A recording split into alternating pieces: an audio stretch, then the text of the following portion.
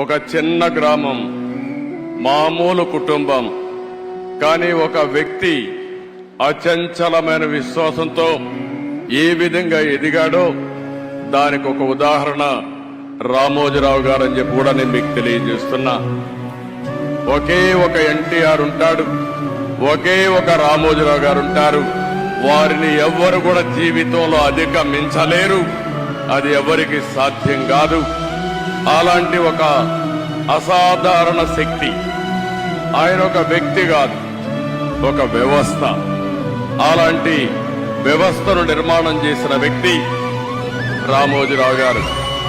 ఆయన ఒకసారి చూస్తే ఏ రంగం తీసుకున్నా ఆ రంగంలో నెంబర్ 1 గా ఉండడం, ఏ రంగం తీసుకున్నా దాన్ని మెగా స్కేల్లో ఆలోచించడం, ఇంకొక పక్కన అందులో ఏది చూసినా కూడా ఒక పద్ధతి ప్రకారం నీతి నిజాయితీకి ప్రతిరూపం రామోజీరావు గారని చెప్పి నేను మీకు తెలియజేస్తున్నా. ఇంకొక పక్క ఏ కార్యక్రమం చేసినా ప్రజాహితాన్ని దృష్టిలో పెట్టుకుని ప్రజాస్వామ్యాన్ని కాపాడుకుని రాజీ లేని పోరాటం చేసిన పోరాట యోధుడు రామోజీరావు గారని చెప్పి కూడా నేను మీకు తెలియజేస్తున్నా.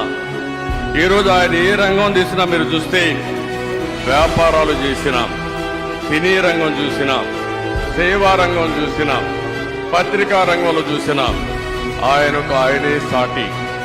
అలాంటి బృహత్తరమైన కార్యక్రమాలు చేసిన వ్యక్తి రామోజీరావు గారు.